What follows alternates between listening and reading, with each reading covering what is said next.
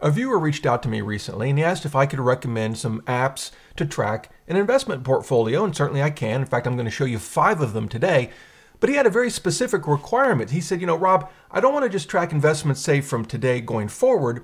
I'd like to go back in time a bit. And you may be thinking, yeah, that kind of makes sense. Maybe we'll go back to the beginning of the year. No, he wanted to go back 50 years. Yeah, 5 decades. He wanted to look at his portfolio from about 1973 forward to see how he's done. Now, I started thinking, I think that was during the Carter administration. Can you actually do that? Well, it turns out you can. It would be a lot of data entry, but it is possible. In fact, one of the tools I'm going to show you could do just that. So I've got 5 investment tracking apps I'm going to show you. 3 are free. 2 are paid, and let's get right to it. The first one is one of the paid tools, one I like. Well, I like them all a lot for different reasons. This is called Kubera, K-U-B-E-R-A. I've thrown in some sort of dummy data that I'll show you in a minute. This is a paid tool. You can do a free trial, I think, for $1 for like 2 weeks, and then it's $150 a year, and I've been just experimenting with it. And this is their dashboard, and you get a high-level view of your net worth, how much of your net worth. I'll show you where this comes from in a minute, those numbers. But whoops, don't want that. Your investable assets, and then of course it breaks out your assets and your debts. It shows your cash on hand, which can be very, very useful, and you can even track your unrealized gains. And then you do get a view of your asset allocation. This is by class. Now, we only have stocks in there. In fact, let's just jump over to assets for a second. I just threw in Apple stock and Vanguard International Fund, but let's throw in a bond fund. I'll show you how you do that, and then we'll get a better look at the asset allocation. So we're going to add an asset, and you can see there's a lot of ways to do it. You can connect your brokerage accounts or crypto accounts if you have them, or you can manually enter stock tickers or crypto. We're going to do a stock ticker here in a second. You can track your home value by grabbing the URL of where your home estimate can be found on, say, Zillow or one of the other real estate sites, and just pasting it in. You can track the value of your car just by entering the VIN number. You can track domain names if you have them just by entering the domain name. But we're going to stick with stock tickers, and we'll put in BND. That's a bond fund. Here it is. And I'll just put in 10,000 shares. I have no idea what that's going to come out to be. Oh, there we go. So we've got, it brings in the price, as you can see, automatically, 714,000. And so if we go back over to the net worth dashboard, and sometime, there it goes, it just updated. You can see now, we can see, I can click on it, make it a little bigger. This is showing you our asset allocation between stocks and bonds. Could have cash in there as well. And then this zeroes in just on investable assets. In this case, they're the same. That's all I've entered. But we can also look at, we'll come down further. Here's geography. So we can see where our money is throughout the world. Of course, we have VXUS, which is an international fund, which is why we're getting some amount of money in other parts of the world, along with the percentages. And so you can see, you can break it down. We can look at sector. Because we have so much Apple stock, it's primarily technology, but you can see all the different sectors that you can track.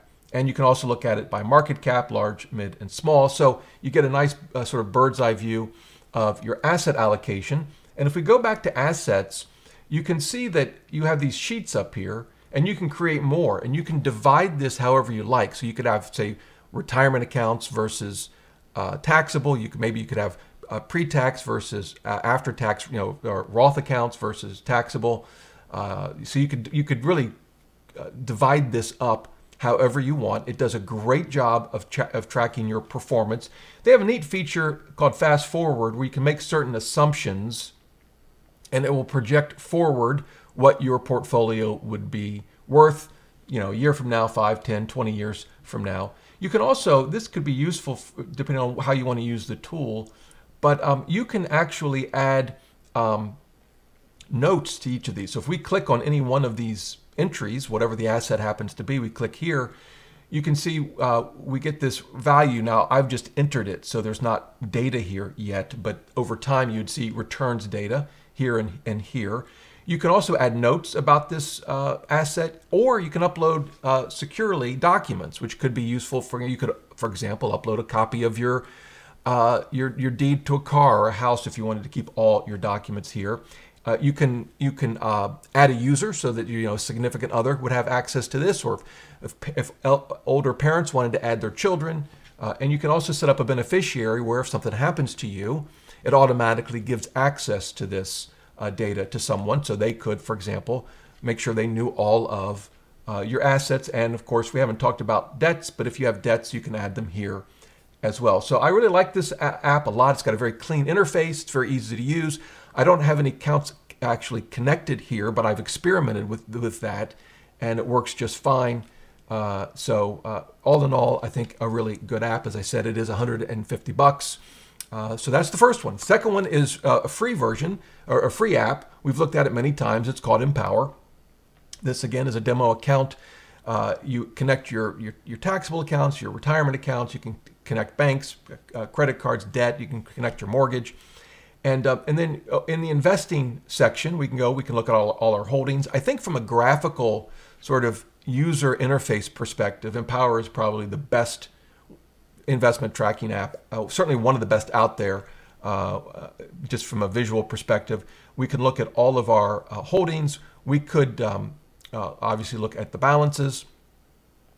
The tool that I like, the aspect of this tool that I really like is the allocation, just because of the user interface. You can drill down into any of these and get details. So if we went down into U.S. stocks, we could drill down to any one of these. Let's go to small cap core, and it'll show us which investments are giving us that exposure and how much of that investment is giving us, in this case, small cap core.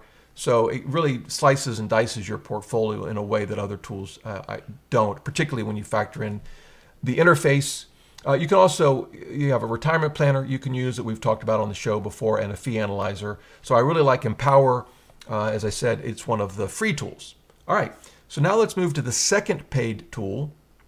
This is for you data junkies. If you say, Rob, I can't get enough data, this next tool, it's called Rover, is for you. This one, it does cost some money. The amount varies depending on what version you get. I have the more expensive one, which is about 300 and some bucks a year. But I think on the low end, you can get it for just over $100 a year.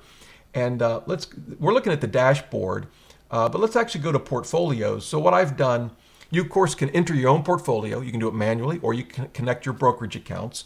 The other thing they have that I find useful, and that's what this is coming from, but let me show you, it's down in the library. They have a library of portfolios that you could bring into the tool just to analyze them and look at them. They have a lot of Rick Ferry portfolios down here, and you can create your own. You could create a 3-fund portfolio as sort of a test portfolio, or any other sort of lazy portfolio you wanted to. What I've done, I brought in one of the portfolios that Rover created, and it's the Warren Buffett Top 25. This would be the top 25 stocks that Berkshire Hathaway owns. As you can see, if you hover over any one of them, this is Apple, it gives you probably, just on that score alone, more data than most of us would need about that investment.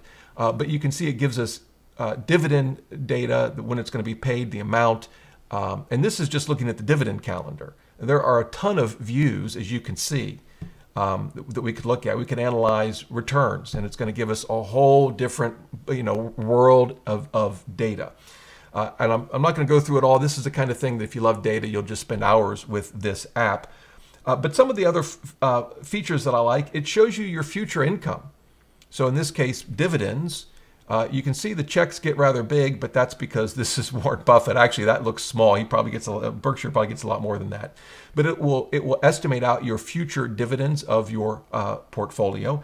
You can run your own Monte Carlo analysis. They have a future simulations feature with tons of settings that you can go through to tailor your simulations. Whoops, let's see. We've got to select a portfolio before we run it, and it's going to run through a simulation and give you, based on that simulation, what this portfolio might do. You could spend, days and days on just that alone. And then the last thing I'll show you, again, we could spend hours on this tool. It does give you nice analytics. It does take a second to load. It's a lot of data. In this case, again, it's looking at Warren Buffett's portfolio. It shows you, by the way, just how much Apple stock Berkshire owns. It's amazing. It's half their stock portfolio. So Stock Rover, again, that's not going to be for everyone. If you have a 3-fund portfolio and you're just letting it ride, yeah, Stock Rover is probably not going to make any sense for you. But if you are a data junkie and you have a more complicated portfolio, I think Stock Rover is an excellent choice. All right, the fourth out of our list of 5, this is free. Actually, the last 2 are free. This is the one where, I don't know, if you want to go back 50 years, you could. Here it is. It's called Equity Stat. As I said, it's free. You can create portfolios. Each one of these tabs is a portfolio, and the name is just a name I gave it. We could call this whatever. And there you go. But you could maybe separate your taxable and retirement accounts if you wanted to. And what I wanted to show you is you can upload a portfolio here. You can't connect your brokerage accounts, but for some of you, you don't want to connect them. So you could upload it. You could download a spreadsheet. You've got to format it correctly, so it's going to take you some time to do that. Or, of course, you could enter it manually, which is what you would have to do if you wanted to go back 50 years. And so I thought, well, let's see if we can put in Berkshire. We'll assume A shares, and we'll go back. Let's see. So let's do December 1st of what, 1973, I think? Yeah, that would be 50 years. How many? Let's say we bought, we'll get crazy and say we bought 1,000 shares. I have no idea what the price would have been back then. I'll just say $500. Doesn't really matter. And let's see if this saves and if we actually can go back 50 years. I'm pretty sure we can. Takes a second to load, I think. Maybe. Let me hit, oh, there it goes. Oh, yeah. So look, we're worth $500 million. That's not bad. So there you go. There's Berkshire Hathaway. If you bought 1,000 shares, again, I don't know what that would have cost you in 1973, but you can see it gives you a ton of data. It gives you a return to year-to-date return. Yeah, Berkshire's done pretty good this year. And so it gives you a good deal of data. The one thing I'll say about this tool, you know, because the entry is manual, that's why you can go back 50 years, but it really is 100% manual. So if you get a dividend, now you wouldn't on Berkshire, they don't pay a dividend. But for funds, other stocks that pay dividends, you've got to enter them manually. And you can add a transaction here, and you can see there's a ton of options. You can do a dividend, or you can actually reinvest the dividend. It'll give you quantity and whatnot. Or if you just select dividend, it's just an amount and it can go to a cash account. But you do have to enter all of your transactions manually. Now, it does upload the price, of course, and it calculates your returns. And so a good option for, I think, some folks that like to do that sort of thing and make sure everything's, enter everything manually and want to track their, if you want to track your returns down to the penny based on each transaction, including dividends, you might want to give Equity Stat a try. I will say it only works with publicly traded, tickers. So, for example, if you own T-bills like I do, they don't have a ticker that goes with them. They do have a CUSIP number, but you can't track that in Equity Stat. So it's something to keep in mind. But a great tool. All right, the fifth and final tool I'm going to show you is actually my own spreadsheet that I created. It's free. I'll link to this article on robberger.com, but if we go down, let's see, here's where you'll find the link to it. It'll ask you if you want to make a copy. This is in Google Sheets. And it's just a simple spreadsheet with 3 tabs. The first one is you can track your net worth here if you want to. The second one, actually, I'll go to the third sheet. This is where you enter what you actually own, separated by the account name. You might have multiple accounts. Once you put the ticker of the investment here, it's automatically going to populate the name of the fund or stock based on what's called a Google Finance function. You can see right up here. I give it a category. This helps with asset allocation. I'll show you that in a minute. You do have to manually enter the shares, and then it calculates the change, the price. Here, this is a Google Finance function, so you don't have to enter that in. The value is just a mathematical function. Percentage of your portfolio. It brings in the expense ratio for funds. And so I think, for a free spreadsheet, let me make it a little bigger. I can see it's probably hard to see. I think a pretty good spreadsheet. This is actually what I use when it comes down to rebalancing. And you do have to enter the shares manually. It doesn't track dividends and that sort of thing. But once you've got it all entered, you can put in here your target allocation for each category. And you could add, if you know Google Sheets, it's not that hard to add other categories. But you then have to add them over here, so that'd be a little bit of work. But you put in your target allocation. This calculates what your actual allocation is, what the difference is. And this shows you how much you would need to rebalance. This is all demo data. but how much you'd have to rebalance, gives you plan versus actual. So yeah, you might give that a try. I found it very, very useful. And of course, you can add to this, change the, it's your own copy of the spreadsheet, so you can make any changes to it you want. So there you go. There are 5, I think, great tools to track your portfolio, including at least one that would go back to the Carter administration if that's your jam. If you have any questions, leave them in the comments below. Be happy to help you out any way I can. And until next time, remember, the best thing money can buy is financial freedom.